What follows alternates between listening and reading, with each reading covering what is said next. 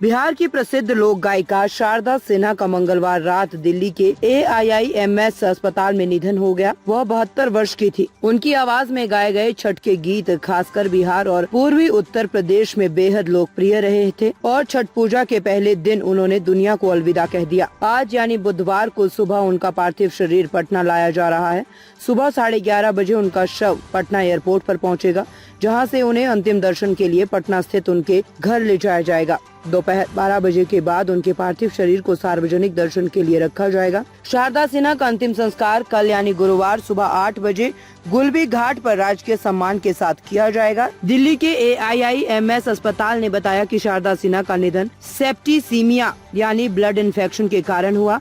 26 अक्टूबर को उनकी तबीयत बिगड़ी थी और उन्हें अस्पताल में भर्ती करवाया गया था। 3 नवंबर को उनकी हालत में सुधार हुआ था और उन्हें प्राइवेट वार्ड में शिफ्ट कर दिया गया था, लेकिन 4 नवंबर की शाम उनके ऑक्सीजन लेवल में गिरावट आने के बाद उन्हें वेंटिलेटर पर रखा गया था, जहां उनका निधन हो गया। प्रधानमंत्री नरेंद्र मोदी ने शारदा सिन्हा के निधन पर शोक व्यक्त करते हुए कहा है कि उनके गाए मैथिली और भोजपुरी के लोकगीत कई दशकों से लोगों के दिलों में बसे हुए हैं। महापर्व छठ से जुड़े उनके गीतों की गूंज हमेशा जीवित रहेगी। शारदा सिन्हा के बेटे अंशुमान सिन्हा ने कहा, ये हमारे परिवार के लिए गहरी शोक की घड़ी है, लेकिन माँ तो सबकी थी। जितना दुख मुझे हो रहा है उतना ही दुख सभी को होगा। छठ पूजा के समय हमें वह छोड़कर चली गई, लेकिन उनका नाम और उनकी आवाज हमेशा लोगों के दिलों में जिंदा रहेगी।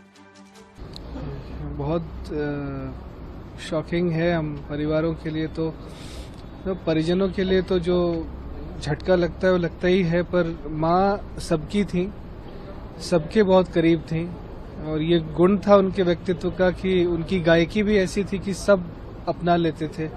तो ये झटका सबको लगा है और ये दुख जितना मुझे हो रहा है मैं बहुत श्योर हूँ ये सबको उतना ही दुख हो रहा होगा, क्योंकि उनमें जो मातृत्व था वो मातृत्व उनकी गायकी से लेकर उनके व्यक्तित्व तक एक जैसा झलकता था और वैसे ही लोगों ने भी उनको आत्मसात किया है। तो ये दुख का पल है और छठ के ही समय पे ऐसा हो जाना ये एक कॉस्मिक कॉन्स्पिरेसी है, क्या कहा जाए। पर अब लोग उनके लिए प्रार्थना करें, आत्मा की शांति के लिए प्रार्थना करें, उनके किए हुए कृत्य को याद करें, उसके अच्छे जो गुण थे उसको अपनाने की कोशिश करें। यही संदेश है सबके लिए। अधूरा तो लगेगा, ये अभिन्न अंग थे दोनों एक दूसरे के। उन्होंने जब 1978 में छठ के गीत गाए थे तब से लेकर अभी 2024 तक निरंतरता बनी रही है छठ के गीतों की, तो जाहिर है कि लोग भी उसे उसी तरह से आत्मसात कर लिए थे। तो ठीक है, सूना तो जरूर कर गई, लेकिन जाते जाते अंतिम उपहार भी 2024 में दे गई हैं।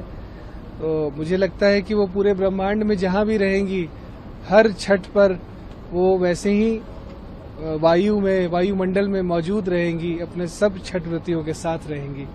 रिपब्लिक हिंदी न्यूज चैनल को देखने के लिए धन्यवाद। सर्वश्रेष्ठ रिपब्लिक हिंदी न्यूज चैनल को सब्सक्राइब करें, शेयर करें, लाइक करें और घंटी वाला बटन दबाकर नोटिफिकेशन ऑन कर लें, ताकि ताज़ा खबरें सबसे पहले आपको मिल सकें।